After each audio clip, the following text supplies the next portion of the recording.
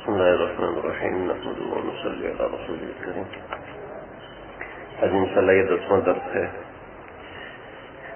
سیرت النبی صلی اللہ علیہ وسلم کے بارے میں، اور آپ صلی اللہ علیہ وسلم کا ذکر اللہ تعالیٰ نے جہاں اپنا ذکر کیا ہے وہاں پر آپ صلی اللہ علیہ وسلم کا ذکر فرمایا ہے. نماز تک کے اندر جہاں اپنا ذکر ہوا کہیں سورہ فاتحہ ہے اس میں ذکر نہیں آیا، آگے سورت ملائی اس میں ذکر نہیں آیا، ٹھیک، آگے چل کے تحیات اس میں ذکر آ جائے. نماز کے اندر ذکر ہے، اذان کے اندر اشہد ان لا الہ الا اللہ میں ذکر نہیں ہے تو آگے اشہد ان محمد رسول اللہ میں ذکر آ جائے. نماز کے اندر قاعدہ جو ہے، قاعدہ آخر ہے وہ فرض ہے. فرض کے اندر التحیات للہ والصلوات والطیبات السلام علیکم ایھا النبی، آپ صلی اللہ علیہ وسلم کا ذکر آ گیا. تو شریعت کی کوئی جزئی اللہ تعالیٰ نے نہیں چھوڑی کہ جہاں پر نبی کریم صلی اللہ علیہ وسلم کا ذکر نہ آیا، حتیٰ کہ ہمیں یہ کہہ دیا کہ لقد کان لکم فی رسول اللہ اسوۃ حسنہ، اگر تم نے میرے پاس آنا ہے تو ان کی طرح بن کے آؤ، ان کی طرح بن کے آؤ گے تو قبول ہے ورنہ قبول نہیں. تو آپ صلی اللہ علیہ وسلم کو نمونہ بنا کے بھیجا. پہلے ذکر کیا صراط الذین انعمت علیہم، اس میں سب سے پہلی مراد نبی کریم صلی اللہ علیہ وسلم ہے. ذالک الکتاب لا ریب فیہ بعد میں ہے. پہلے اللہ نے اپنے نبی کا ذکر کیا، اس کے بعد دیکھیں کیسی زبردست مناسبت ہے. لا الہ الا اللہ میں 12 لفظ ہیں، محمد رسول اللہ میں 12 لفظ ہیں. لفظ اللہ میں ایک تشدید ہے تو محمد میں بھی ایک تشدید ہے. لفظ اللہ میں 2 لام آ رہے ہیں تو محمد میں 2 میم آ رہے ہیں. تشدید کو ملا کے 3 لام، میم کو ملا کے 3 میم. تو یہ اللہ تعالیٰ نے اپنے نام کا وہ جو وزن رکھا وہی وزن محمد کے نام کا وزن رکھا. پھر ایسا کلمہ بنایا کہ اللہ میں کوئی نقطہ نہیں ہے تو محمد میں بھی کوئی نقطہ نہیں ہے، ٹھیک ہے. اور لا الہ الا اللہ محمد رسول، اپنے نام کے ساتھ اپنے نبی کا نام جوڑا، اپنے نبی کا نام جوڑ کے ذکر کیا. تو اسی لیے کہہ رہے ہیں، فرما رہے ہیں کہ ساری دنیا ایک پلڑے میں آ جائے اور لا الہ الا اللہ ایک پلڑے میں آ جائے تو یہ پلڑا بھاری ہو جائے گا، دوسرا پلڑا ہوا ہو جائے گا. ہوا ہونے کا مطلب ہے کہ آپ ایک طرف ایک من رکھو، ایک طرف ایک چھٹانک رکھو، تو جو چھٹانک والا پلڑا ہے وہ تو ایک دم سے اوپر اٹھ جائے گا. تو اس کو ہم کہتے ہیں یہ پلڑا تو ہوا ہو گیا دوسرے پلڑے کے مقابلے میں. تو نبی کریم صلی اللہ علیہ وسلم کا نام اس کلمے میں آ رہا ہے اللہ کے نام کے ساتھ جڑ کے، تو یہ میزان کو بھر دینے والی ہے. پتہ نہیں کیا ہے، کس طریقے سے دل میں آئی بات بھی اس درس کو شروع کیا جائے. اور اللہ تعالیٰ نے یہ شروع کروا دیا ہے، مجھے تو ابھی تک سمجھ میں نہیں آ رہی. میں نے اس درس کو شروع کرنے کے بعد بہت تلاش کیا، مجھے صرف ایک عالم دین کے 13 درس ملے اور اس کے علاوہ کبھی کسی کا دھیان بھی اس طرف نہیں گیا. میں نے چند ایک ساتھیوں کو توجہ دلائی کہ اس طرف یہ کیا ہوتا ہے، تو میں نے ان کو بتایا کہ اس طریقے سے ہوتا ہے. اس طرح کیسے ہو سکتا ہے، ہو ہی نہیں سکتا. میں نے اس کو کہا کہ میں نے کیا بھی ہے، الحمدللہ کر بھی رہا ہوں، وہ جو تھے وہ محفوظ نہیں ہو سکے. اس کو کوشش کر رہا ہوں کہ محفوظ ہو سکیں، کاغذ پر بھی الگ بھی، تاکہ آئندہ زندگی میں اگر کرنا ہو تو بندہ فوراً کرتا رہے. تو بس ایسے ہی دل میں آیا تو یہ شروع کر دیا. تو اس میں ایسے موضوعات، ایسی چیزیں، ہم اس کو سلسلی پڑھتے تھے اور سلسلی پڑھ کے گزر جاتے تھے. اس کا کون سا پیپر دینا ہے، کون سا امتحان میں آنا ہے. تو لیکن جب بہت سی جگہوں کا ذکر آتا ہے، جیسے میں آپ کو ایک ذکر بتاؤں، نبی کریم صلی اللہ علیہ وسلم نے ایک موقع پر فرمایا قیامت اس وقت تک نہیں آئے گی جب تک حجاز میں آگ نہیں لگے گی. تو سن 27 رجب 536 ہجری، 27 رجب 536 ہجری ایک آگ لگی حجاز میں جو کہ مدینہ کی طرف پہنچی، اور وہ آگ ایسی خطرناک تھی کہ وہ آگ جل رہی ہے اور اتنے اونچے الاؤ ہیں کہ کوئی قریب نہیں جا سکتا، لیکن اس کی روشنی سرخ نہیں تھی بلکہ اس کی روشنی سفید تھی، اور ایسی سفید تھی کہ سورج کی روشنی اس کے سامنے ماند پڑی ہوئی تھی. وہ آگ صرف عمارتوں کو جلا رہی تھی، کسی ایک پتے کو اس نے نہیں جلایا. کسی ایک انسان کو اس نے نہیں جلایا، کسی ایک جانور کو اس نے نہیں جلایا. یہ آگ جلی اور تقریباً ایک مہینے سے کچھ زائد عرصہ جلتی رہی. پھر جب یہ آگ مدینے کے قریب پہنچی تو لوگوں نے روضہ رسول صلی اللہ علیہ وسلم کو چاروں طرف سے ڈھانپ لیا اور اللہ سے سجدے میں گر گئے اور دعائیں مانگنے لگے. تو اس آگ کا رخ تبدیل ہو گیا، پھر وہ آگ بجھ گئی. آپ صلی اللہ علیہ وسلم کب فرما رہے؟ اپنی زندگی میں فرما. اچھا، اس میں ہو سکتا ہے کسی کو انٹرسٹنگ نہ ہو کہ پرانا قصہ ہے. چلو آگے کا قصہ بتاتا ہوں. آپ صلی اللہ علیہ وسلم نے فرمایا کہ قیامت اس وقت تک نہیں آ سکتی جب تک دریائے فرات میں سے سونے کا پہاڑ نہ نکلے. جب تک دریائے فرات میں سے سونے کا پہاڑ نہ نکلے قیامت اس وقت تک نہیں آ سکتی. تو یہودی اور نصرانی دریائے فرات کی زمین پر ریسرچ کر رہے ہیں کہ کہاں پر سونے کی کان موجود ہے. کہ آپ صلی اللہ علیہ وسلم نے فرمایا ہے تو لازمن اس میں سونے کی کان ضرور نکلے گی. اے مسلمانوں، تم اس سونے میں سے کچھ مت لینا. اس سونے کو حاصل کرنے کے لیے جو لوگ آئیں گے ان میں سے اکثر مر جائیں گے اور ہر کوئی یہ سمجھے گا کہ مجھے ملے گا، اس کو نہیں ملے گا. تو علماء نے لکھا ہے تشریح کے اندر کہ 99% لوگ مر جائیں گے، صرف 1% لوگ اس سونے کو حاصل کر سکیں گے. آپ نے فرمایا کہ اس سونے کی لالچ میں نہ پڑنا. تو سونے کا استعمال میری امت پر حرام ہے، مردوں پر بھی حرام ہے، عورتوں پر بھی حرام ہے. تو یہ آگے کی پیشن گوئی ہیں جو اللہ کرے گا تو ہم آگے کی زندگی میں دیکھیں گے. وہ آپ صلی اللہ علیہ وسلم نے بیان فرمایا تھا. ایک اور ہمارے ماشاء اللہ کچھ لوگ ایسے ہیں جو گئے تھے ساتھ. آپ صلی اللہ علیہ وسلم نے فرمایا کہ یہ پہاڑ دیکھ رہے ہو یا رسول اللہ؟ جی ہاں. کون سا پہاڑ ہے؟ جبل ابی قبیس. اس سے بھی اونچی عمارتیں ہوں گی. اس سے اونچی عمارتیں کیسے ہو سکتی ہیں؟ ہوں گی. اس سے بھی اونچی عمارتیں ہوا کریں گی. اس سے اونچی عمارت کیسے ہو سکتی ہے؟ جیسے 2 منزلہ جنہوں نے پوری زندگی کچا مکان دیکھا ہو ان کو اس سے اونچی عمارت کا تصور کیسے ہو سکتا؟ تصور ہی نہیں ہو سکتا، سوچ ہی نہیں سکتے، ذہن ہی نہیں جا سکتا. تو کیا ہے، جیسے آپ صلی اللہ علیہ وسلم نے فرمایا کہ دجال کا ایک گدھا، دجال کے بہت سے گدھے ہوں گے، ان میں سے ایک نسل کا گدھا ایسا ہوگا جس کے دونوں کانوں کے درمیان 40 ہاتھ کا فاصلہ ہوگا. 40 ہاتھ کا مطلب ہے 4 کی 120 فٹ کا فاصلہ ہوگا. تو ابھی اسرائیل وہ جہاز بنا رہا ہے اور اس کی رفتار اتنی تیز ہوگی کہ وہ صرف 6 ساعتوں میں ساری دنیا کا سفر کر لے گا. چنانچہ ایسے جہاز اسرائیل نے ایجاد کر لیے ہیں کہ جس کے دونوں پروں کے درمیان 120 فٹ کا فاصلہ ہے اور ان کی اسپیڈ ایسی ہے کہ وہ 1.5 گھنٹے کے اندر یعنی 6 ساعتوں کے اندر پوری دنیا کو کراس کر لیتے ہیں. تو یہ وہ پہلو ہیں جس کے لیے میں نے یہ چیز شروع کی ہے. اللہ تعالیٰ اس کو پائے تکمیل تک پہنچائے. میں چاہ رہا ہوں کچھ اس میں تیزی آ جائے. جتنی تیزی چاہ رہا ہوں اتنی سستی آ رہی ہے. آپ لوگ دعا کریں. سستی کی وجہ یہ واقعات ہیں. سستی کی وجہ یہ نہیں کہ میں سست پڑھ رہا ہوں. تو میں تو جیسے جیسے آگے بڑھ رہا ہوں ویسے ویسے شوق اور بلبلہ بڑھ رہا ہے. میں دیکھ رہا ہوں آپ لوگوں کا بھی بڑھ رہا ہے ماشاءاللہ. اللہ تعالیٰ آپ لوگوں کو جزائے خیر دے کہ اتنی محبت آپ لوگوں کے دلوں میں ہے. اللہ کے نبی کی اللہ میرے دل میں بھی ڈالتے ہیں. آپ صلی اللہ علیہ وسلم کی زندگی کے 7 برس میں نے عرض کر دیے تھے، جس کے اندر 6 بنیادی واقعات میں نے سنائے تھے.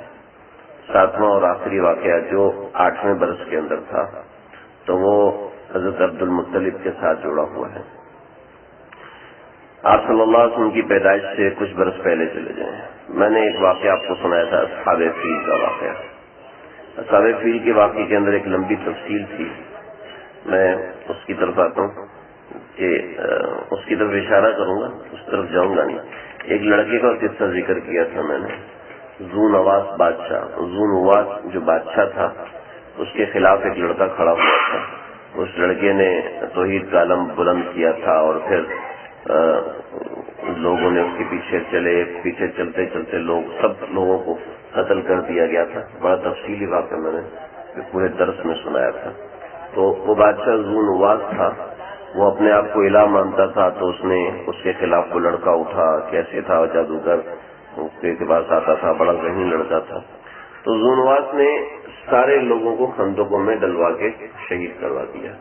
وہ ہے قتل اصحاب الاخدود النار ذات الوقود اذ هم علیہا قعود وهم علی ما یفعلون بالمؤمنین شہود.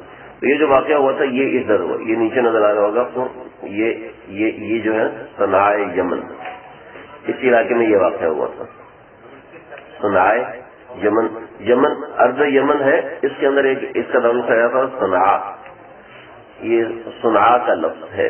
اب دیکھ رہے ہیں مکہ سے کتنے فاصلے پر ہے، مکہ یہاں ہے اور یہ یہاں، یہ میں نے ایک اجمالی سی تصویر بنائی ہے، اس کے درمیان یہ سارے علاقے، جدہ ہے یہاں ہندوستان ہے، یہ جہاں پہ ابھی لائٹ پڑ رہی ہے نا اس جگہ پہ ہندوستان ہے، یہ دریائے ہند ہے، بحر ہند ہے اس طرف، مکہ سے نیچے کی طرف بحر ہند ہے اور اس علاقے میں ہندوستان ہے۔ ہم یہاں سے جاتے ہیں، ہم یہاں سے اڑتے ہوئے جاتے ہیں اور یمن کو کراس کرتے ہیں۔ یمن میں یہ لملم سے اعلان ہوتا ہے کہ میقات آ گئی، آپ لوگ احرام باندھ دیں، تو یہ لملم سے ہم اڑتے ہوئے جدہ پہنچتے ہیں، پھر جدہ سے ہم لوگ مکہ جاتے ہیں، ٹھیک ہے۔ تو یہ جدہ سے مکہ کا راستہ وہ 1.5 گھنٹے کا ہے۔ تو یہاں سے اس طرف یمن ہے، وہ یمن کا شہر تھا صنعاء، صنعاء کے اندر یہ سارے واقعات ہوئے تھے۔ تو پھر انہوں نے یہاں کے سے 2 لوگ بھاگے تھے، انہوں نے جا کے وہاں پر شکایت کی حبشہ والوں کو، حبشہ والوں نے اپنا ایک قاتل ارباط اور ابرہا کو بھیجا۔ ارباط اور ابرہا نے آ کے ان پہ چڑھائی کی، ان سب کو ہلاک کر دیا اور پھر ان کو ان کی سلطنت دے دی۔ لیکن سلطنت دینے کے بعد جب انہوں نے دیکھا ان کے پاس سونا بہت ہے تو انہوں نے کیا کیا، انہوں نے خود قبضہ کر لیا۔ حمیری سلطنت تھی یہاں پر، اور حمیری تھے، ان کی سلطنت تھی، عرب لوگ تھے، تو انہوں نے یمن پہ قبضہ کر لیا۔ تو حبشیوں کا یمن پہ قبضہ ہو گیا تھا آپ صلی اللہ علیہ وسلم کی پیدائش سے 60 برس پہلے۔ پھر ارباط اور ابرہا میں لڑائی ہوئی، ارباط اور ابرہا میں لڑائی ہوئی، ارباط کو ابرہا نے قتل کر دیا اور خود بڑا سردار بن گیا۔ پھر اس نے یہاں پر ایک صومعہ بنایا تھا، ایک چکو، جیسے جمع ہوتی ہے نا، جمع کا علامت ہوتی ہے، تو اس طرح کا اس نے ایک صومعہ بنایا تھا اور وہاں پر یہ اس نے لوگوں کو بلایا، تو ایک بندہ آیا، وہ وہاں پر پاخانہ کر کے چلا گیا، تو اس نے پھر خانہ کعبہ پہ حملہ کیا۔ جب خانہ کعبہ پہ حملہ کیا تو ابرہا وہاں پہ مارا گیا۔ ابرہا کو کنکری نہیں لگی تھی، ابرہا کو کوئی اور مرض ہو گیا تھا جس میں وہ تڑپ کے ایڑیاں رگڑ کے مر گیا، تو ابرہا وہاں مر گیا، تو حبشیوں کی طاقت کمزور ہوگی۔ جب آپ صلی اللہ علیہ وسلم کی عمر 2 برس ہوئی، جب آپ کی پیدائش کا سال تھا تو ابرہا مارا گیا اس وقت۔ جب 2 برس ہوئی تو یہ ایک نام میں نے لکھا ہے، سیف بن ابی یزن۔ سیف بن ابی یزن، اس نے حبشیوں کا مقابلہ کیا اور اس کے پاس طاقت تو تھی نہیں بیچارے کے پاس، تو اس نے کسریٰ نوشیروان سے مدد لی۔ کسریٰ نوشیروان بڑا عادل بادشاہ تھا، اس کا ایک واقعہ بڑا مشہور ہوا تھا اور میں طلبا کو سناتا بھی ہوں، آپ لوگوں نے بھی سنا ہوگا۔ نوشیروان یہ بہت عادل بادشاہ تھا، اتنا عدل کرتا تھا، حالانکہ اس کی بیوی نے ایک مرتبہ کسی کو تیر مارا۔ اس کی بیوی ایسی سمجھدار تھی کہ بعض دفعہ بادشاہ فیصلے میں غلطی کر جاتا تھا تو اس کی بیوی کہتی تھی بادشاہ یہاں غلطی کی ہے، پردے کا کنسرٹ نہیں تھا، عیسائی بادشاہ تھا، تو اس وقت مذہب عیسائیت کی برحق تھا، تو وہ بتا دیتی کہ یہ مسئلہ تم نے غلط بتایا، اس طریقے سے ہونا چاہیے، اور سارا دربار اس کی بڑی عزت کرتا تھا اس نوشیروان کی بیوی کی، اور نوشیروان بڑا عادل بادشاہ تھا۔ اس سے غلطی ہوئی، کسی کو تیر لگ گیا تو نوشیروان نے اپنی بیوی تک کو کھڑا کر دیا، کٹہرے میں کھڑا کر دیا، حالانکہ آدھی حکومت اس کے ہاتھ میں تھی۔ تو نوشیروان اتنا عادل بادشاہ تھا۔ بڑا مشہور واقعہ تھا کہ ایک بوڑھا ایک مچھلی لے کر آیا، سنایا تھا میں نے آپ لوگوں کو، مچھلی لے کر آیا اور وہ بڑی خوبصورت مچھلی تھی، وہ پانی میں تیر رہی تھی، لکڑی مٹی کے ڈول میں وہ مچھلی تھی، بڑی خوبصورت لگ رہی تھی۔ بادشاہ نے دیکھا تو اس میں تو ایسا لگتا ہے جیسے ہیرے لگے ہوئے، تو اس نے 4000 دینار اس کے پھینکے نا، یہ لو 4000، بادشاہوں کا طریقہ ہوتا تھا اٹھا کے پھینکتے تھے، تو 4000 دینار پھینک دیے۔ تو اس کی بیوی کو بڑا غصہ آیا کہ یہ کیوں دیے تم نے، چپ کر جا، بس میں نے دے دیے، بڑوں سے مقابلہ نہیں کرتے، بوڑھا آدمی ہے، چلو کھائے پیے گا، عیش کرے گا۔ تو کہا نہیں یہ واپس لینے چاہیے۔ کیا چل تو واپس لے لے، میں تو دے دی، اب تیرا دخل ہے، تو لے لے واپس، ان کو پتہ ہی لے لیتی ہے واپس۔ میں نے کہا اے بابا پہلے یہ بتاؤ کہ مچھلی مذکر ہے یا مؤنث ہے؟ اب جب مذکر کے گا تو میں کہوں گا مؤنث لے کر آؤ تاکہ میں فائدہ ہو، اس کی نسل زیادہ ہو، 4000 دینار کی، کوئی معمولی بات تو نہیں۔ پھر اگر مؤنث ہے تو مذکر لے کر آؤ، تو بابا بڑا سمجھدار، یہ نہ مذکر ہے نہ مؤنث ہے، یہ تو کھڑا ہے، مخنث ہے۔ بادشاہ کو اتنا جواب پسند ہے، ایک اور 4000 کی تھیلی پھینک دی، تو وہ تھیلی نیچے گری تو پھٹ گئی، پھٹ گئی تو اس نے کہا اس سے واپس وہ ریال وہ دینار جو ہے اٹھانے لگا. تو کہنا یہ تو بہت لالچی آدمی ہے، بادشاہ کے دربار میں اتنی غیر سنجیدہ حرکت کرے لوگوں کے پاؤں میں. حالانکہ نوشیروان ایسا بادشاہ تھا کہ کسی نے یہ گربان کھلا ہوتا جلدی سے نا گربان بند کیا کہ اگر اگلی مرتبہ گربان بند کیا تو گردن اڑا دوں گا. میرے دربار میں بیٹھے ہو تو ہاتھ یہاں پہ نہیں جانا چاہیے، سیدھے بیٹھے ہو، ذرہ حرکت میں، ورنہ گردن اڑا دوں گا. ایسا تو اس کے دربار میں وہ دوسروں کے پاؤں سے وہ دینار اٹھا رہے ہیں. تو کہنے لگا یہ بڑا گستاخ ہے، اس سے پیسے بھی لے لو، اس کو خود کیا ہوگا. میری تو سنو کیا ہوا تھا، جو دینار ہیں ان پہ بادشاہ کا نام لکھا ہے، کسی کے پاؤں کے نیچے آ جائیں گے بےدبی ہو گئی ہے ایک اور چلی جائیں گے.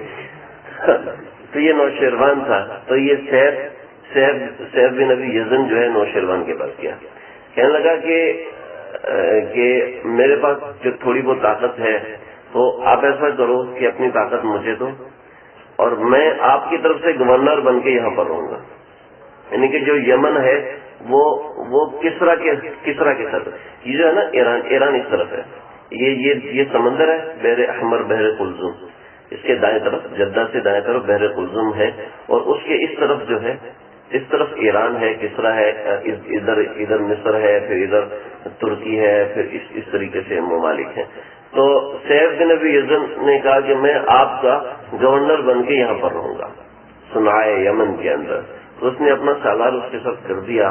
انہوں نے مقابلہ کیا، خوب کھلے مارے، حبشیوں کو بھگا دیا، حبشیوں کو بھگایا یہاں پہ. تو سیف بن ابی یزن کی حکومت ہو گئی. اب عربوں کو مسئلہ کیا تھا؟ عربوں کو مسئلہ حبشیوں سے نفرت تھی.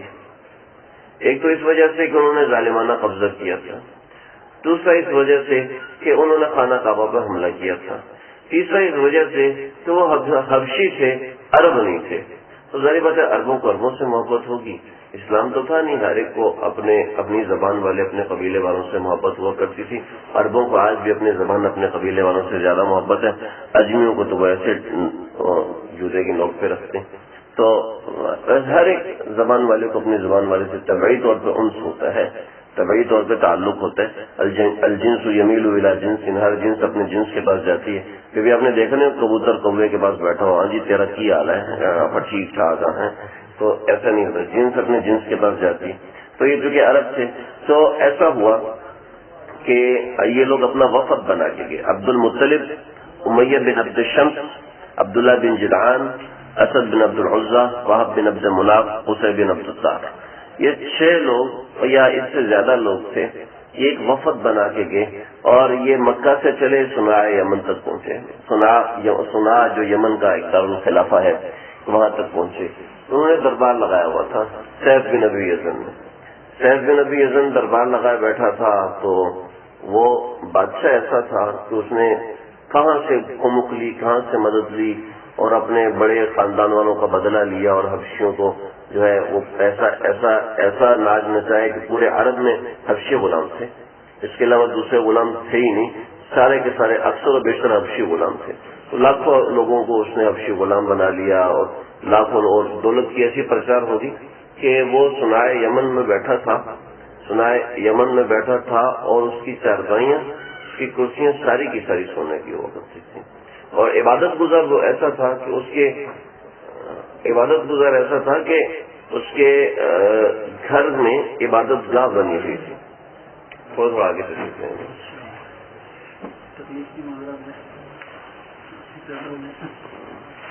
تو اس کے گھر میں عبادت گاہ بنی ہوئی تھی.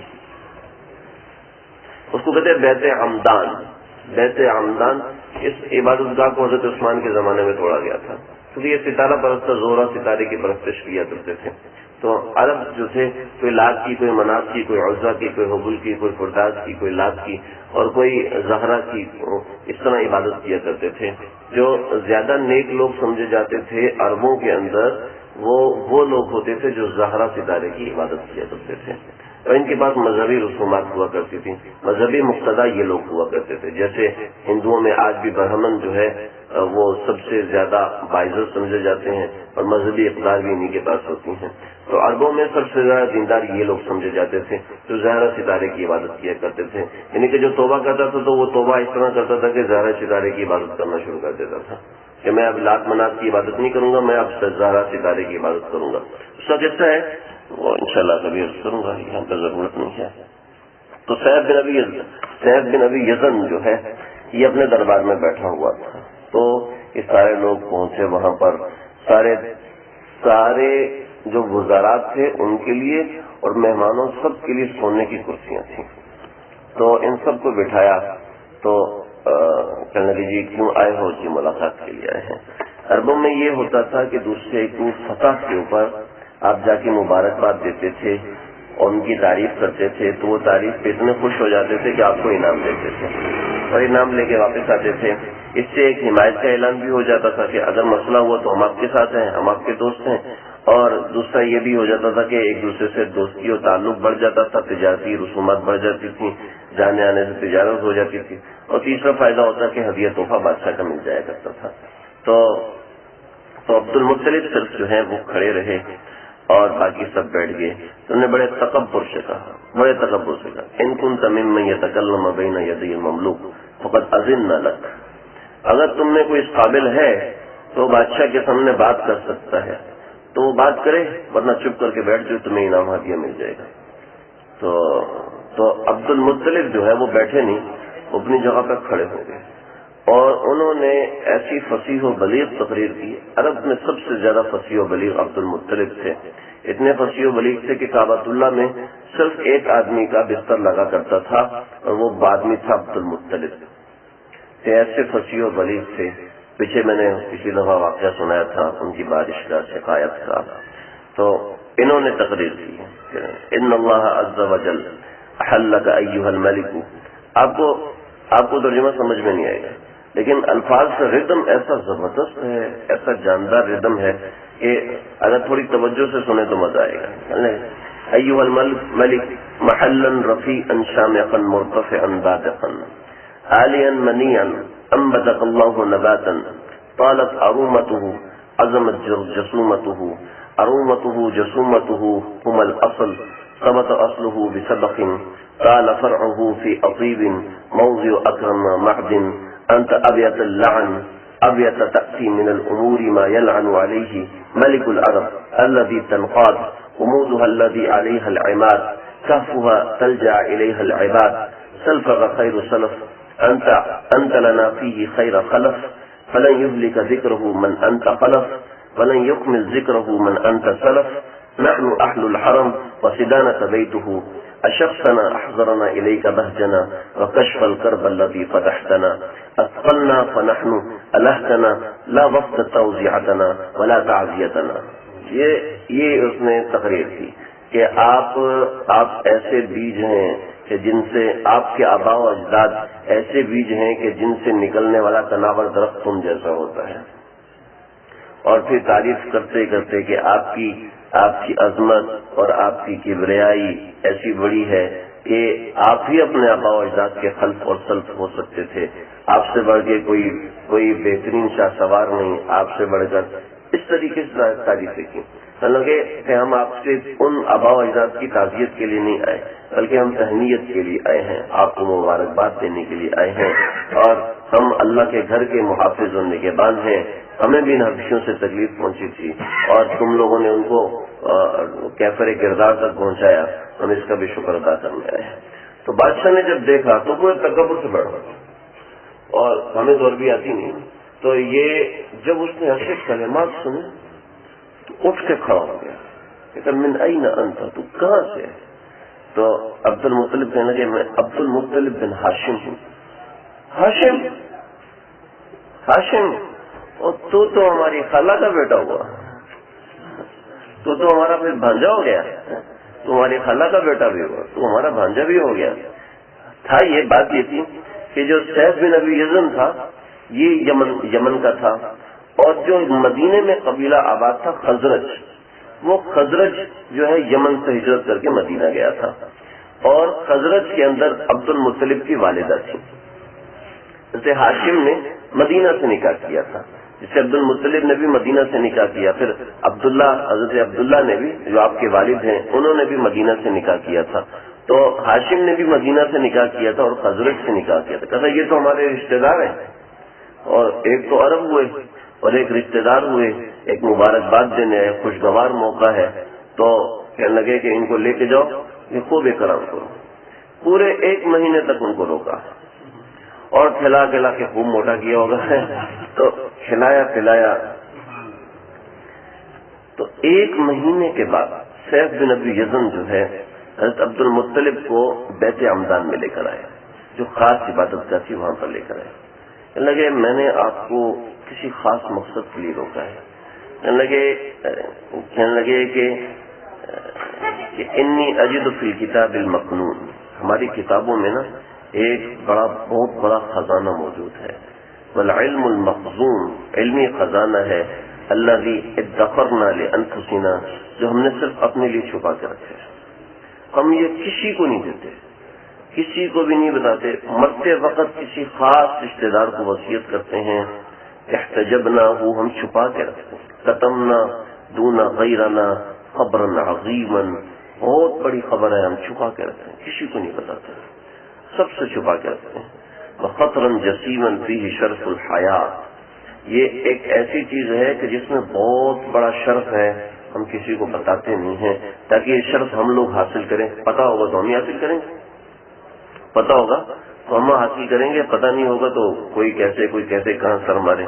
تو عبد المطلب کہنے لگے کہ آپ بتائیں، ایھا الملک السر والبر، اے بادشاہ، اللہ کرے وہ شرف آپ ہی کو ملے، اللہ کرے وہ شرف آپ ہی کے خاندان کو نصیب ہو، میں تو کہتا ہوں آپ ہی کو نصیب ہو، تو آپ کے اوپر تو ہماری جان بھی فدا ہے، ہمارا مال بھی فدا کا، اہل الوبر والابر، ہماری سب کچھ آپ پر فدا ہے، آپ بادشاہ ہیں، ہمارے نگہبان ہیں، ہمارے قریبی ہیں، آپ بتائیں۔ کہتے ہیں اذا ولد بتہامۃ غلام، تہامہ کے اندر ایک لڑکا پیدا ہونے والا ہے، تہامہ کہتے ہیں مکہ کو، تہامہ سخت زمین کو کہتے ہیں، سخت زمین سے مکہ مراد، تو تہامہ میں ایک لڑکا پیدا ہونے والا ہے۔ پھر اس کے بارے میں کہ بین کتفیہ شامۃ، اس کے دونوں کندھوں کے درمیان ایک مہر لگی ہوئی ہے، یعنی بالوں کا ایک گچھا ابھرا ہوا ہے۔ یہاں پہ تو نہیں لکھا، نہ مجھے کسی اور کتاب میں ملا کہ عبد المطلب کے کیا تاثرات تھے، مجھے نہیں ملا تو میں اپنی طرف سے کہہ رہا ہوں کہ عبد المطلب کے کام تو کھڑے ہوئے ہوں گے، حیران ہوئے ہوں گے بھی یہ کیسی باتیں کر رہے ہیں۔ کانت لہ الامامہ، اس کے لیے امامت ہے، ولکن بہ زعامہ، لیکن اس کے لیے تھوڑی مشکل بھی ہوگی، سیادت الی یوم القیامہ، قیامت تک اس کے لیے بادشاہت ہوگی۔ عبد المطلب نے کہا کہ بادشاہ سلامت، آپ کی بات بالکل اچھی ہے، بہت اچھی بات ہے، اللہ آپ کی حیبت کو سلامت رکھے، اللہ آپ کی حیبت کو بڑھائے، اللہ تعالیٰ آپ کی بادشاہت کو بڑھائے۔ جب وہ پیدا ہوگا تو آپ ہی کی سلطنت میں آئے گا، جب وہ پیدا ہوگا تو آپ ہی کا تابعدار بن کے رہے گا، جیسے بادشاہوں کی تعریفیں کی جاتی ہیں۔ تو بادشاہ نے کہا کہ ہاں، لیکن اس بچے کے کچھ آثار ہوں گے، اس بچے کی یہ نشانیاں ہوں گی، وہ مکہ سے مدینہ جائے گا، مکہ میں اس کے بڑے دشمن ہوں گے، تہامہ میں اس کے بڑے دشمن ہوں گے، تو یہاں سے مدینہ جائے گا، مدینہ جا کے وہاں سے حکومت کرے گا، ایسی حکومت کرے گا کہ جو حکومت قیامت تک چلتی جائے گی، کوئی اس کو توڑ نہیں سکے گا۔ ابرہہ و ارباد کی سلطنتیں، کسریٰ اور قیصر کی سلطنتیں، نوشیروان کی سلطنتیں اس کے سامنے کچھ بھی نہیں ہوں گے، جتنی بڑی سلطنت اس کی ہوگی۔ تو کہنے لگے کہ بادشاہ سلامت، کہ آپ کا اقبال بلند ہو، آپ اس اپنے ایک تابع دار کی اتنی تعریف کیوں کر رہے ہیں، آپ اس سے کیوں اتنے متاثر ہیں، یا آپ کو اس سے کوئی ایسا مسئلہ ہے، اس سے پریشانی ہے؟ نہیں، بات یہ ہے کہ وہ تہامہ میں پیدا ہوگا، تمہارے علاقے میں پیدا ہوگا، تمہاری سرداری میں پیدا ہوگا، اور تمہاری سرداری میں ایسا پیدا ہوگا کہ اس کے لوگ دشمن بن جائیں گے، میں تمہیں اس وقت سے خبردار کر رہا ہوں۔ تو بادشاہ سلامت وہ کب پیدا ہوگا؟ اس کی پیدائش کا زمانہ یہی ہے، ہوگا یہ کہ پہلے اس کا باپ مر جائے گا، پھر اس کی ماں مر جائے گی، پھر اس کے چچا اور اس کے دادا، یہ دونوں مل کے اس کی پرورش کریں گے۔ بادشاہ سلامت کچھ وضاحت کریں، تو کہنے لگے اگر تم وضاحت چاہتا ہے تو کہنے لگے انک لجدہ، تو ہی اس کا دادا ہے، بے شک تو ہی اس کا دادا ہے، مجھے سچ بتاؤ وہ بچہ پیدا ہوا ہے یا نہیں پیدا؟ تو کہنے لگے وہ عبد المطلب اٹھے، اسی وقت سجدے میں گر گئے. فقر عبد المطلب ساجداً، عبد المطلب سجدے میں گرے. کافی دیر تک اللہ کی تسبیح بیان کرتے تھے کہ ارفع رأسک سلج صدرک اللہ کعبک، نصر اٹھا، اپنے دل کو مضبوط رکھ، اپنے کعبہ کو سلامت رکھنا چاہتا ہے تو مجھے بتا اس کی کچھ خاص نشانیاں کیا ہے. کہنے لگے کہ وہ بچہ ابھی 7 برس کا ہو چکا ہے، 8ویں برس کا ہو چکا ہے، 8 برس کا ہو چکا ہے، اور اس کی یہ کرامات ہیں. میں نے اپنے پھر تفصیل بتائی. میرا ایک بیٹا تھا عبداللہ، بڑا ہی ہونہار، بڑا خوبصورت. میں نے اس کی شادی مدینہ یثرب کے اندر آمنہ نامی ایک لڑکی سے کرائی. پھر اس کی پیدائش سے پہلے ہی اس کے باپ کا انتقال ہو گیا، 2 برس پہلے اس کی ماں کا انتقال ہو گیا. اور وہ بچہ میری پرورش میں ہے. اس کے کندھوں کے درمیان بالوں کا ایک گچھا ہے جس کو آپ رقب کہہ رہے ہیں، جس کو آپ مہر کا نشان کہہ رہے ہیں، انڈے کے برابر بالکل بعینی ہی یہی چیز ہے. تو کہنے لگا دیکھو میں تمہیں آج یہ راز دے رہا ہوں، یہ بچہ بڑے ہو کے عرب و عجم پہ بادشاہت کرے گا، قیامت تک اس کا نام لیا جائے گا. اس بچے کی خاص حفاظت کرنا، اس بچے کو سنبھال کے رکھنا. اگر مجھے فتنے کا ڈر نہ ہوتا تو مجھے میری جان اور عزت کی قسم میں ابھی جا کے اس بچے کے پاؤں چومتا، میں ابھی جا کے اس کے سامنے سربسوجود ہوتا کہ اللہ تجھے کتنا بڑا مقام عطا فرما رہے ہیں اور تیرا کتنا عالی مقام ہے. تو کہنے لگا کہ تو نے ہر برس آ کے اس بچے کی خیریت مجھے دینی ہے. اس بچے کو مکہ سے باہر نہیں نکالنا، ورنہ ساری دنیا اس کو دیکھ کے پہچان لے گی، دیکھ کے اس کو ختم کر دے گی. تو نے اس بچے کو مکہ سے باہر نہیں نکلنے دینا، کہ مجھ سے وعدہ کرو اور ہر سال آ کے تم مجھے اس کی اطلاع دیا کرو گے. تو عبد المطلب بادشاہ سے ملنے کا موقع مل رہا ہے، عبد المطلب کہاں چھوڑتے ہیں. اور بادشاہ سے ملنا تو بہت پیچھے رہ گیا. جب ان کو پتہ چل گیا کہ اتنا بڑا فرد ہمارے خاندان میں موجود ہے تو پھر جو بادشاہ نے ان کو انعام بات چیت کی، پھر بہت بڑا انعام دیا. ہر ایک کو 10 حبشی غلام دیے، 10 حبشی باندیاں دی. اس کا مطلب ہے یعنی کہ ہر ایک کو 10 بڑی بڑی گاڑیاں دی، 10 بڑے بڑے گاڑے بھی دیے. ٹھیک ہے، غلام ایسے جیسے آج کے زمانے میں بہت اچھی گاڑی لے لینا. ٹھیک ہے، اور پھر ہر ایک کو 10 رتل سونا دیا، 10 رتل چاندی دی.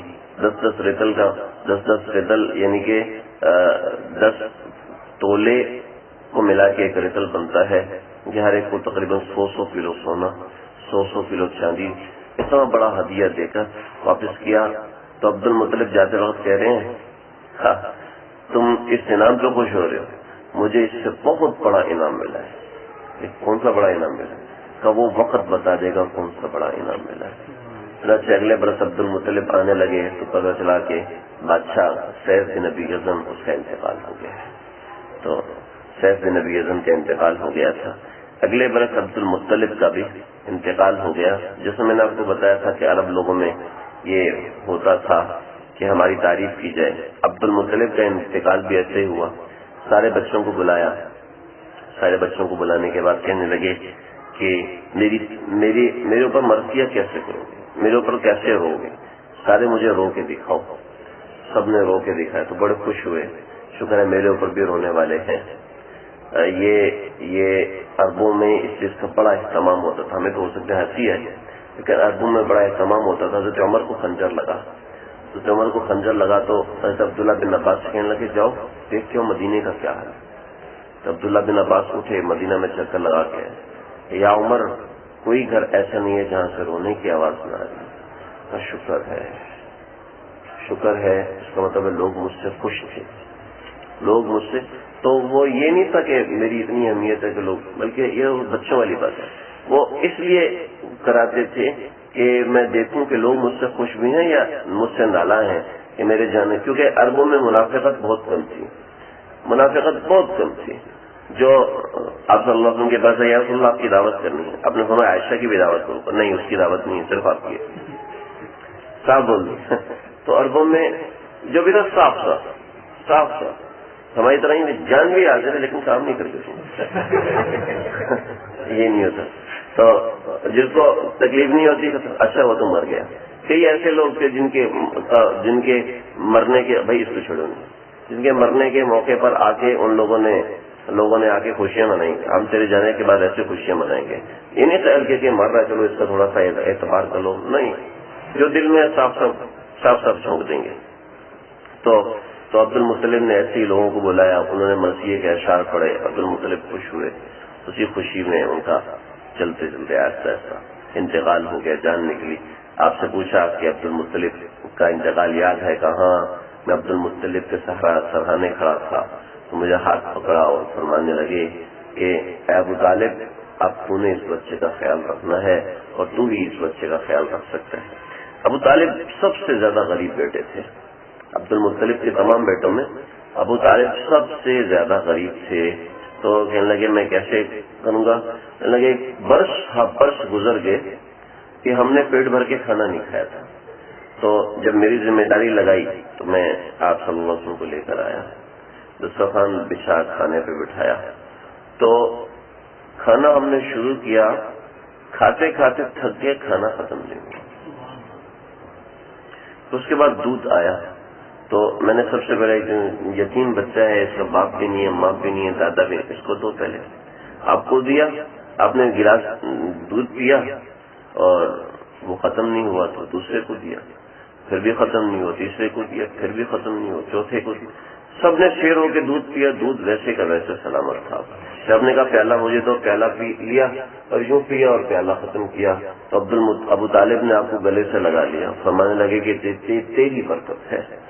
ام ایمن آپ کی وراثت میں تھیں، آپ کے ساتھ رہتی تھی ابو طالب کے گھر میں. کہنے لگی کہ آپ صلی اللہ علیہ وسلم جب صبح اٹھتے تھے تو آپ کی از خود کنگھی ہوئی ہوتی تھی اور آپ کی آنکھوں میں سرما لگا ہوتا تھا اور آپ کا چہرہ اتنا تر و تازہ ہوتا تھا کہ پانی سے دھونے کی ضرورت نہیں ہوتی تھی. آپ صلی اللہ علیہ وسلم کی کھال کے آثار ایسے تھے کہ جیسے ہم لوگ صابن سے دھونے کے بعد اس کے اوپر کنڈیشنر لگائیں، اس کے اوپر کوئی اچھی چیز لگائیں، تیل کریم لگائیں، کریم لگی، کریم یا لوشن لگ گیا، لوشن لگنے کے بعد جب پانی ڈالیں گے تو پانی کیسے جائے گا؟ پانی پھسلتا چلا جائے گا، پھسل جائے گا پانی. تو آپ صلی اللہ علیہ وسلم کی جلد ایسی تھی جس پہ پانی کھڑا نہیں ہوتا تھا، پھسل جاتا تھا. تو جب آپ صبح اٹھتے تھے تو آپ کے چہرے کے اوپر ایسی تر و تازگی ہوتی تھی، آنکھوں میں کیچڑ اور میل نہیں ہوتا تھا، بال سنورے ہوئے ہوتے تھے. ہمارے یہاں بال سنوارنے کے لیے شیمپو استعمال ہوتا ہے اور چھوٹے چھوٹے بال ہوتے ہیں اس میں بھی شیمپو استعمال ہوتا ہے. عرب لوگ بڑے بال رکھا کرتے تھے، کندھوں تک بال رکھا کرتے تھے، خواہ بچے ہوں خواہ بڑے ہوں. حلق صرف طواف میں کرایا کرتے تھے، عمرے میں کرایا کرتے تھے اور بعض لوگ وہ بھی نہیں کراتے تھے. تو عربوں کے بال ہمیشہ بڑے ہوئے ہوتے تھے، کندھوں تک ہوتے تھے. اس کو سنوارنا کتنا مشکل کام ہوتا تھا. میں امن فرماتی ہیں کبھی بھی مجھے آپ کے بال سنوارنے کی ضرورت نہیں پڑی، ہمیشہ آپ کے بال سنورے ہوتے تھے، کبھی آپ کے بالوں میں سے جو نہیں نکلی، ہمیشہ آپ کے بال صاف ستھرے ہوتے تھے، کبھی آپ کے جسم پہ مکھی نہیں بیٹھی، کبھی آپ کے جسم پر کسی ایک بچھو کے سوا کسی جانور نے آپ کے جسم پر نہیں کاٹا. تو یہ ام احمد آپ صلی اللہ علیہ وسلم کی تعریف کے حوالے سے بتایا تھا. ایک مرتبہ کھانا آیا تو سارے بچے لڑنا شروع ہو گئے. تو عبد المطلب نے آپ کا کھانا الگ کر دیا. جب کھانا الگ کیا تو اس کھانے میں برکت ہوتی تھی جو آپ کھاتے تھے، باقی کھانے میں برکت ہی نہیں ہوتی تھی. تو بعض روایتوں میں کہ کھانا الگ رکھا، بعض روایتوں میں کہ آپ کا بچا ہوا کھانا اپنے کھانے میں شامل کر لیتے تھے، اس کو کھایا کرتے تھے. کبھی آپ صلی اللہ علیہ وسلم نے بھوک کی شکایت نہیں کی. زندگی بھر آپ صلی اللہ علیہ وسلم نے بھوک کی شکایت بعد میں بھی نہیں کی، سوائے ایک موقع پہ کہ ایک مرتبہ حضرت عائشہ اٹھی تو دیکھا آپ صلی اللہ علیہ وسلم چارپائی پر ایسے پیٹ لگا کے ٹانگی نیچے جیسے بچے بیٹھے ہوتے نا، تو ایسے بیٹھے ہوئے ہیں. تو عائشہ نے پوچھا یا رسول اللہ آپ کیا کر رہے ہیں؟ عائشہ بھوک لگی ہے. فواللہ العظیم ھذا صبح رابعۃ ما ذقت شیئا، آج چوتھا دن ہے ہم نے کچھ چکھا بھی نہیں، کچھ بھی. یہ ایک موقع ہے جب آپ نے شکایت کی. اس کے علاوہ زندگی بھر کبھی 2 مہینے کا فاقہ ہوا، درمیان میں کبھی کھجور مل گئی، کبھی پتے مل گئے تو کھا لیے، ورنہ کبھی کھانے کے حوالے سے 2 مہینے کا فاقہ بھی آپ نے برداشت کیا، کبھی شکوہ شکایت نہیں کیا. آپ نے پیٹ پہ 2 پتھر بھی باندھے پھر بھی شکوہ شکایت نہیں فرمایا. تو ایک مرتبہ لوگ سارے جمع ہوئے کعبۃ اللہ میں اور لات کے پاؤں میں بیٹھ گئے, رو رہے ہیں. پھر منات کے پاؤں میں بیٹھ گئے. کیا ہوا؟ عبد المطلب چلے گئے, اب تک بارش نہیں ہوئی. تو کہنے لگے کہ تم ان سے جتنا مرضی مانگو بارش ہونے کی نہیں, بارش کبھی بھی نہیں ہوگی. تمہارے پاس ابراہیم کی نشانی موجود ہے ابو طالب, جاؤ اس سے کہو وہ دعا کرے گا تو بارش ہوگی. چنانچہ سارے ابو طالب کے دروازے پر آئے, تب بارش کے لیے دعا کر دو. ابو طالب نے آپ صلی اللہ علیہ وسلم کو کندھے پر اٹھایا. 9 برس کے تھے. 9 برس کا بچہ اچھا خاصا بڑا ہوتا ہے, لیکن آپ کو کندھے پر اٹھایا اور کندھے پر اٹھا کے کعبۃ اللہ پہنچے اور طواف کیا. صرف ہاتھ اٹھائے تھے آپ صلی اللہ علیہ وسلم نے کہ اسی وقت بارش ہوئی.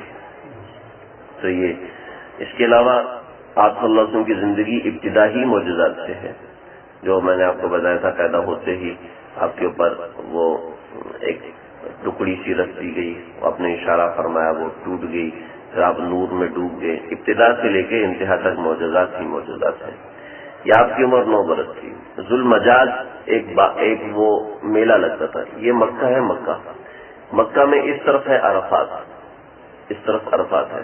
عرفات کے ساتھ ذوالمجاز ہوتا تھا. تو مکہ میں پانی ہوتا تھا, اس کے علاوہ کسی جگہ پر پانی نہیں تھا, کسی جگہ پانی نہیں تھا. تو یہ ذوالمجاز میں آنے سے پہلے ہم لوگ عرفات سے ہو کر آئے, آپ لوگ شاید نہیں گئے. تو درمیان میں بالکل ایسا میدان ہے, کچا میدان, پہاڑیاں ہیں, پانی کا کہیں کوئی علاقہ نہیں ہے. تو ابو طالب نے ایسے ہی کہا بھتیجے بہت پیاس لگ رہی ہے. تو آپ نے کہا رکیں. حضرت آپ صلی اللہ علیہ وسلم پچھلی اونٹنی پر تھے. یہ آپ کی عمر ہے 9 برس. یہ 9 برس کے درمیان کے واقعات بتا رہا ہوں. بعض روایت میں ہے کہ 12 برس, بعض روایت میں 9 برس. تو یہ 2 ہی روایتیں ہیں, اس سے اوپر کی روایتیں ہیں.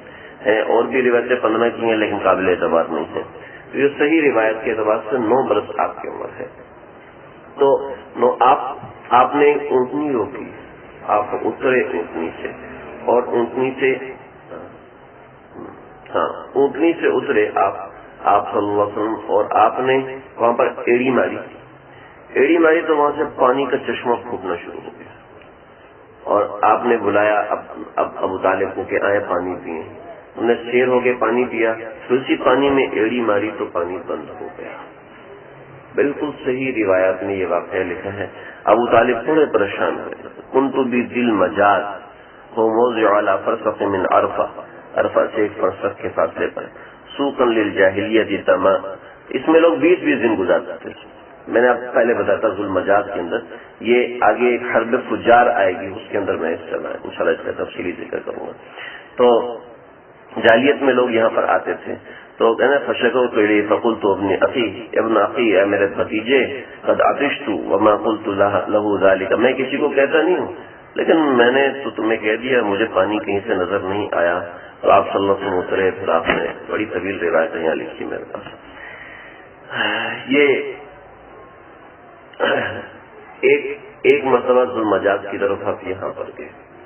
دوسری مرتبہ آپ صلی اللہ علیہ وسلم یمن گئے. اور اپنے چچا ابو طالب کے ساتھ نہیں گئے تھے, زبیر بن عبد المطلب کے ساتھ گئے تھے. یہ دوسرے چچا ہیں آپ صلی اللہ علیہ وسلم کے. تو راستے میں ایک اونٹ ایسا تھا جو باغی ہوا پڑا تھا. وہ کسی کو اس راستے میں چھوڑ نہیں رہا تھا, کسی کو بھی نہیں چھوڑ رہا تھا. لوگ بڑے پریشان اس اونٹ کی وجہ سے. اور وہ اونٹ سرخ تھا, اس کو مار بھی نہیں سکتے تھے کہ بہت مہنگا ترین اونٹ ہے. یعنی کہ اگر اس اونٹ کو مار دینے کا مطلب ہے کہ دوسرے آپ 200-300 اونٹ مار دو, 500 اونٹ مار دو, اس ایک اونٹ کو 500 اونٹ کے برابر شمار کیا جائے. تو اس کو ایسے مار بھی نہیں سکتے کہ دور سے نیزہ مار کے اس کو ختم کر دیں. تو آپ صلی اللہ چونکہ ایسے کے نخرے اٹھائے جاتے ہیں تو وہ پھر چھوڑتے نہیں ہیں نا. تو آپ صلی اللہ علیہ وسلم جیسے ہی اس کے سامنے آئے تو اونٹ نیچے بیٹھ کے اس نے اپنے سینے کو رگڑنا شروع کر دیا زمین کے ساتھ.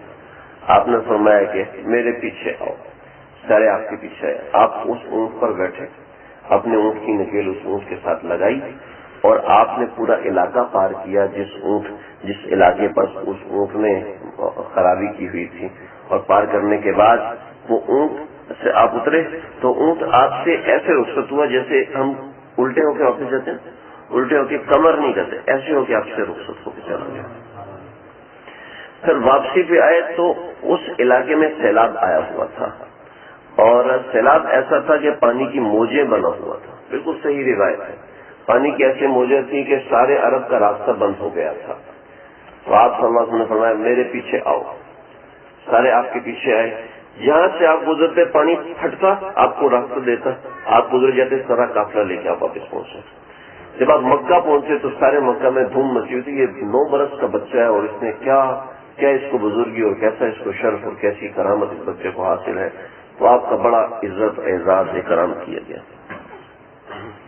یہ کچھ ایسے معجزات ہیں جو آپ صلی اللہ علیہ وسلم کی بالکل چھوٹی عمر میں پیش آنا شروع ہوئے۔ آج کا آخری واقعہ جو تھوڑا سا طویل واقعہ ہے، اتنا طویل نہیں، جو صحیح اصلی طویل واقعہ تھا وہ سعید بن ابی یزن کا تھا، میں نے سنا دیا۔ اس سے پہلے سمجھ لیں، یہ آپ صلی اللہ علیہ وسلم کا 9 برس کی عمر میں پہلا شام کا سفر ہے۔ 9 برس کی عمر میں شام کا پہلا سفر ہے۔ آپ نے زندگی میں صرف 2 شام کے سفر کیے، بعض روایتوں میں کہ 3 شام کے سفر کیے، لیکن تیسرا جو قول ہے وہ ضعیف ہے۔ جو صحیح قول ہے وہ 2 سفر کیے ہیں، ایک آپ نے 9 برس کی عمر میں یعنی اس عمر میں کیا، اور ایک آپ نے 25 برس کی عمر میں کیا جب آپ حضرت خدیجہ رضی اللہ تعالیٰ عنہ کا مال لے کر گئے تھے، میں اس طرح آپ کے ساتھ کیے تھے۔ اس کے بڑے دلچسپ حالات ہیں، ہو سکتا ہے اگلے دفعہ یا اس سے اگلی دفعہ وہ سفر ہو۔ تو شام جانے کا یہ راستہ تھا، مکہ سے بدر آتے، بدر کے راستے سے تبوک آتے، تبوک سے مدین آتے، مدین سے ایلیا آتے، ایلیا سے یہاں جگہ نہیں تھی اس لیے میں نے عمان یہاں پر ہے، عمان آتے، اور عمان سے پھر ادھر گھوم کے یہ بصرہ ہے، اور بصرہ سے اس طرف شام ہے۔ تو یہ بصرہ یہاں تک آپ صلی اللہ علیہ وسلم حضرت ابو طالب کے ساتھ چلے، یہ مدین اور ایلیا عمان تک آپ پہنچے۔ عمان پہنچے تو عمان میں ایک آپ صلی اللہ علیہ وسلم کو ایک راہب ملا، اس راہب کا نام روایتوں میں ذکر نہیں ہے۔ ابو طالب سے پوچھا کہ یہ کون ہے؟ کہ میرا بیٹا ہے۔ کیسے میں آگے نکل گیا، ایسا ہوا کہ آپ نے ابو طالب نے کہا کہ تمہیں میں بنو نجار چھوڑ کے جاؤں گا، ہمارے ننیال، اور میں چونکہ یہ دیکھ رہے ہیں یہاں سے یہ اصل راستہ ہے، تو میں یہاں سے ہو کر ادھر سے خیبر سے آگے راستہ نہیں ہے، خیبر سے آگے تیمہ ہے، تیمہ سے دومت الجندل اور عراق کا راستہ چلا جاتا ہے، تو ورنہ یہ عمومی راستہ نہیں تھا، خصوصی راستہ تھا۔ جو مدینہ سے بدر آئیں گے، بدر سے پھر تبوک کی طرف نکلیں گے، یہ راستہ ہوا کرتا تھا۔ میں تمہیں ایسے کروں گا، چچا میرے نہ ماں ہے نہ باپ ہے نہ کوئی ہے نہ پوچھنے والا ہے، میں کس کے پاس جا کے رہوں گا، مجھے آپ اپنے ساتھ لے جائیں۔ چنانچہ ابو طالب کو یہ چیز پسند آئی تو آپ کو لے کر چلے، یہاں سے ایلیا پھر مدین اور عمان، یہاں سے راہب آیا۔ ہوا یہ کہ سارا قافلے والے بیٹھ گئے، درخت شہروں میں درخت ہوتے نہیں ہیں، تو جہاں چند ایک درخت دیکھے تو وہاں بیٹھ گئے، تو سائے میں دوسرے لوگ بیٹھ گئے۔ آپ صلی اللہ علیہ وسلم کسی سے کبھی مقابلہ نہیں کیا کرتے تھے، چنانچہ آپ دھوپ میں بیٹھ گئے، تو جو درخت ایسے تھا نا ایسے، تو آپ اس طرح بیٹھ گئے تو وہ درخت الٹ کے اس طرف آ گیا، اس سے آپ کے پاس آئے گا دوسرے اور آگے کی چاہیے جی ہوگا، دوسرے لوگ کیا ہو گیا، پھر اٹھ کے ادھر آ گیا، آپ کو یہاں سے کھسکا دیا، آپ ادھر تو درخت گھوم کے ادھر آ گئے۔ تو جو عمان کا راہب تھا وہ کھڑا ہوا یہ منظر دیکھا، تو وہاں سے ابو طالب گزرے کہ یہ کون ہے۔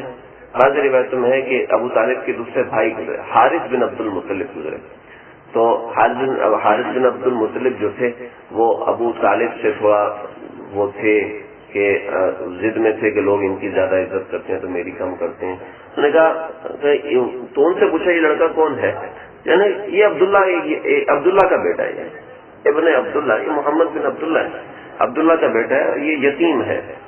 یہ بتانا نہیں چاہتا کہ ابو طالب کے ساتھ آیا، یہ بتانا نہیں چاہتے تھے کہ ابو طالب کے ساتھ آیا، ابو طالب اس کی کفالت کرے تو وہ ابو طالب کو، یہ بھی ابو طالب کو شریف اور نیک سمجھے گا، میں نہیں چاہتا کہ یہ ابو طالب کو شریف سمجھے اور نیک سمجھے، تو انہوں نے اس وجہ سے نہیں بتایا یا کسی اور وجہ سے نہیں بتایا۔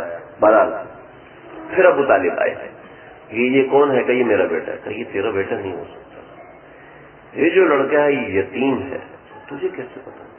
کہ دیکھ نہیں رہے، وہ دیکھو کیا ہو رہا ہے، کہ یہ جہاں بیٹھتا ہے درخت آ کے سایہ کر دیتا ہے، کہ جہاں جاتا ہے وہ دیکھو یہ جہاں جا رہا ہے تو زمین اس کی طرف سمٹ رہی ہے. ہاں سمٹ رہی, اس کا کیا مطلب ہے؟ یہ اس کو سجدہ کر رہی ہے. ہماری کتابوں میں لکھا ہوا ہے, ہماری کتابوں میں لکھا ہے کہ جہاں سے گزرے گا پتھر اس کو سجدہ کریں گے, جہاں سے گزرے گا درخت اس کو سجدہ کریں گے. ہر اس کو لے جاؤ واپس, ورنہ جیسے میں نے اس کو دیکھ کے پہچان لیا, یہودی اس کو دیکھ کے پہچان لیں گے اور اس کو قتل کر دیں گے, لہذا تم اس کو واپس لے جاؤ. تو کہنے لگے تم نے اس کو کیوں پہچانا ہے؟ یہ نبی ہے. وہ کیا ہوتا ہے؟ کہ نبی وہ ہوتا ہے جس کے پاس آسمان سے خبریں آتی. یہ میرے تھوڑا لکھا ہوا ہے, میں آپ کو اس لیے سنا رہا ہوں, اس کا وقت نہیں. کہ نبی وہ ہوتا ہے جس پر آسمان کی خبریں آتی. کہ اس نے آگے نبی بننا ہے, کہا اس نے نبی بننا ہے. کہا جس اللہ نے اس کو نبی بنانا ہے وہ اس کو زندہ بھی رکھے گا. تم مجھے بولو. تو یہ ابو طالب لے کر عمان سے یہاں سے آگے نکلے. یہ بصرہ سے آگے ہے شام, اس طرف بصرہ سے دوسری طرف دائیں طرف شام ہے. تو بصرہ سے شام میں داخل ہونا تھا. جب بصرہ میں پہنچے تو سارا عرب ایک آدمی کا بڑا ادب کرتا تھا. سارا عرب سارا عجم ایک آدمی کا بہت ادب احترام کرتا تھا, وہ یہ بحیرہ یہ راہب تھا. اس کے اوپر سارے آسمانی کتابوں کا علم ختم تھا. ساری ستیش کا جو میں نے ذکر کیا تھا وہ 700 برس پرانا عالم ستیش, اور یہ سارے اس کا ادب کرتے تھے, سارے اس کو بڑا مانتے تھے بحیرہ کو. ایک لفظ بحیرہ اور اسی روایت میں بحیرہ بھی لکھا ہوا ہے, یہ باقی زیر کے ساتھ رائے مقصورہ کے ساتھ. تو بحیرہ بھی ہے بحیرہ بھی ہے. ہمارے اکثر علماء نے بحیرہ کو قبول کیا, تو لفظ بحیرہ ہے. ایک صحابی بھی تھے بحیرہ, وہ ان کا نام بھی انہی کے نام پہ رکھا گیا تھا, لیکن ان کو اسلام کا وقت نہیں ملا تھا, لہذا ان کے اسلام کے بارے میں کوئی کسی بھی قسم کا شک کے شواہد نہیں ہے. لہذا یہ راہب بھی رہے اور راہب بھی ان کا انتقال ہو گیا. تو یہ بحیرہ نے جب قافلہ آتے ہوئے دیکھا تو یہ 3 دن سے یا کتنے وقت سے یہ انتظار میں اپنی خانقاہ کی چھت پہ کھڑے ہوئے تھے, اپنی خانقاہ کی چھت پہ کھڑے ہوئے تھے اور 3 دن سے قافلے کا انتظار کر رہے تھے. یہ کئی دنوں سے انتظار کر رہے تھے. اور بحیرہ کی خانقاہ آج بھی موجود ہے.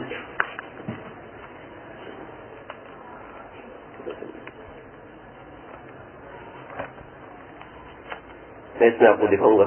بحیرہ کی خانقاہ آج بھی موجود ہے, کچھ ٹوٹی ہوئی کچھ جڑی ہوئی ہے.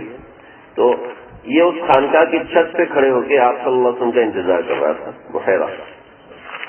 چلا گیا.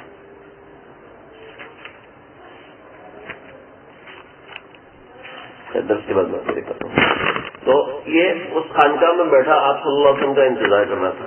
اس نے دیکھا کہ بادلوں کا جھرمٹ آ رہا ہے, ابھی قافلہ نظر نہیں آیا, تو اس کو پتہ چل گیا. اس نے اسی وقت کھانے کا خوب بہترین انتظام کیا, کھانے کا, پانی کا.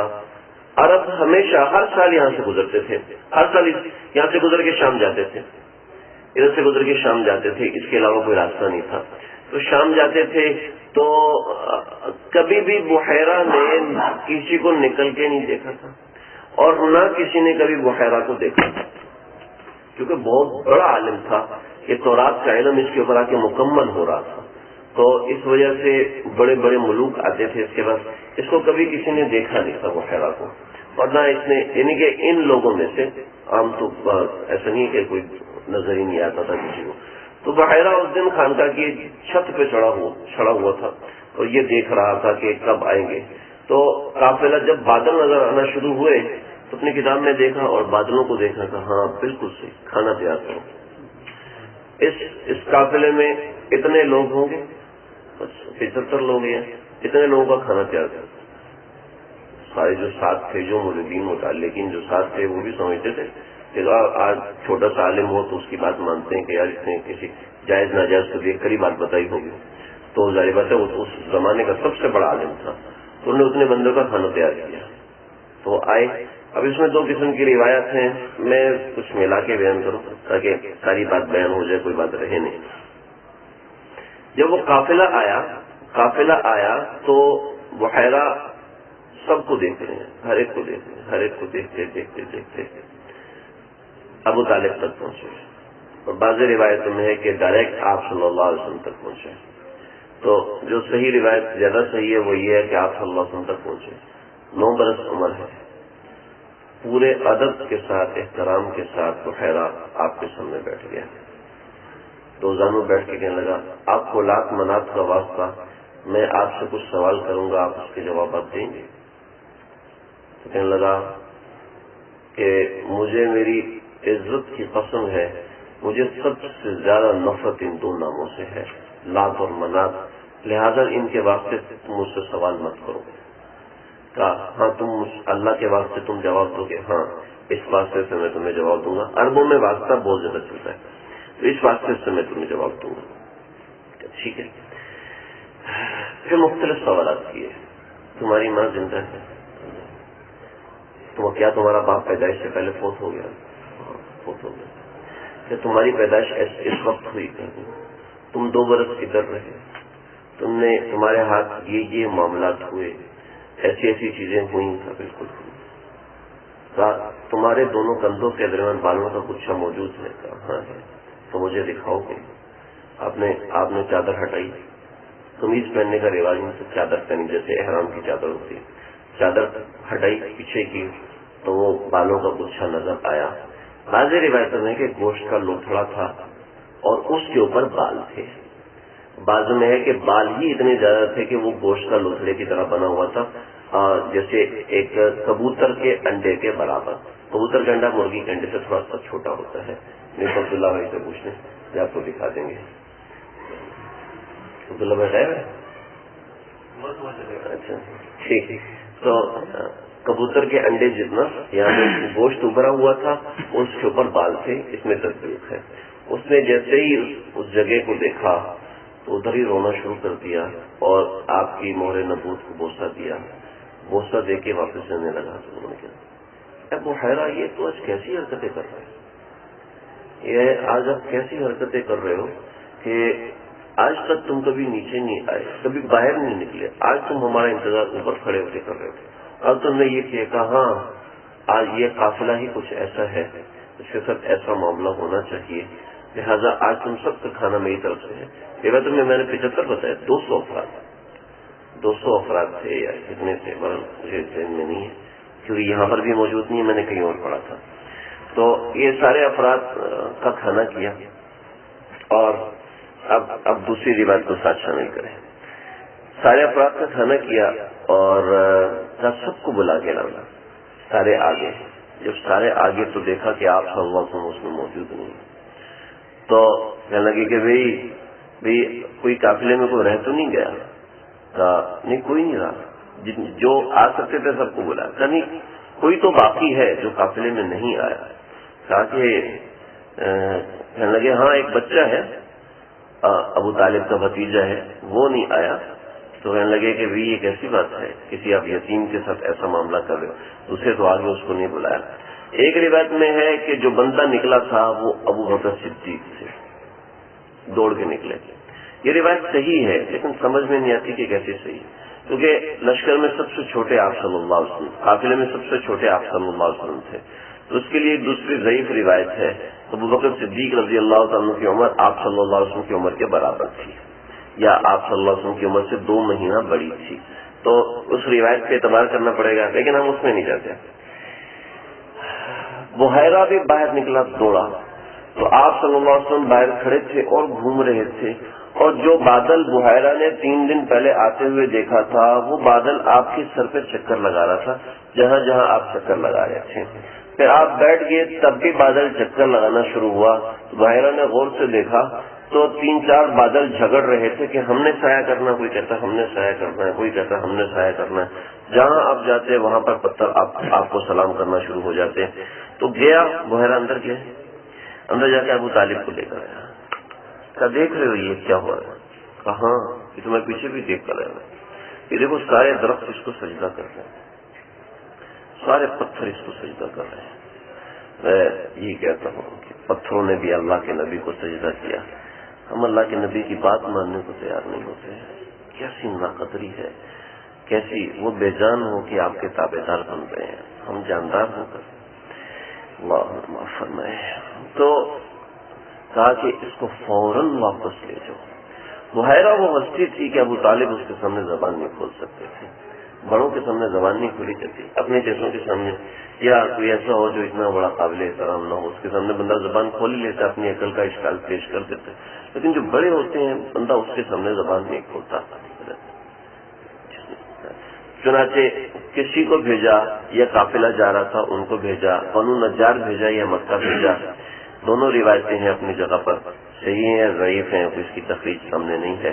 بحیرہ اس کے دو نام آئے ہیں، جرجیس یا سرجیس، دونوں نام ہی صحیح ہیں، جرجیس ہو یا سرجیس ہو، لیکن اس کا لقب بحیرہ تھا، پورے عرب میں ادب سے دیکھا جاتا تھا۔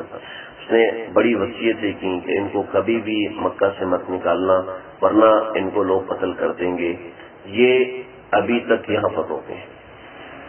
دوسری طرف ایسا ہوا کہ بحیرہ کی خانقاہ کا دروازہ 7 بندوں نے کھٹکھٹایا، ساتوں کے ہاتھ میں نیزے تھے، اور ساتوں بالکل تیر و ترکش سے بالکل تیار، بالکل الرٹ۔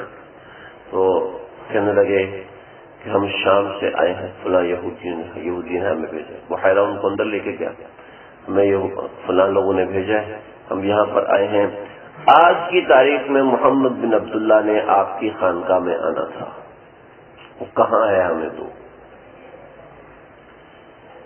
آج کی تاریخ میں محمد بن عبداللہ نے تمہاری خانقاہ میں آنا تھا، ہمارے حوالے کرو، ہم اس کے ساتھ انصاف کریں گے، وہاں جا کے اس کو قتل کریں گے، نعوذ باللہ من ذالک۔ تو بحیرہ نے کہا ٹھیک ہے، میری بات سنو، تم میں عالم کون ہے؟ ایک آدمی آ گیا ہے کہ یہ بتاؤ کہ اس کو تم کیوں قتل کرنا چاہتے ہو؟ کہا وہ بڑا ہو کے اپنے وقت کا پیغمبر بنے گا اور ہمیں جزیرہ عرب سے نکال دے گا۔ کہ یہ بات تمہاری کتابوں میں لکھی ہے؟ کہا لکھی ہے۔ کہا اگر تو تم اس کو قتل کر سکتے ہو تو تمہاری کتابیں تو جھوٹی ہوئی۔ دوسری صورت یہ ہوگی کہ تم سارے کے سارے قتل ہو جاؤ گے۔ تو یہ خیال رکھو، بحیرہ عالم تھا، بڑا عالم۔ اس نے کہا اب ہم کیا کریں؟ اس نے ان کو توبہ کروائی، کہا تم وقت کے نبی کے خلاف تلوار نکال رہے ہو، وقت کے نبی کے خلاف تلوار تم اٹھا رہے ہو، خود دیکھو وہ تلوار تمہیں خود ذبح کر دے گی، لہٰذا تم توبہ کرو۔ ان ساتوں نے توبہ کی اور وہیں بحیرہ کے مرید بن گئے، وہیں توبہ کر کے ساری زندگی وہاں گزاری۔ آج بھی ان کی قبریں، ان ساتوں کی قبریں بحیرہ کے ساتھ اسی کھنڈر کے اندر موجود ہیں، وہیں پر دفن ہیں، اور آپ صلی اللہ علیہ وسلم کو پھر واپس پہنچا دیا۔ تو یہ بحیرہ سے ملاقات یہاں تک مکمل ہوئی، اس کے بعد آگے کے معاملات انشاءاللہ اللہ تعالیٰ سمجھنے کی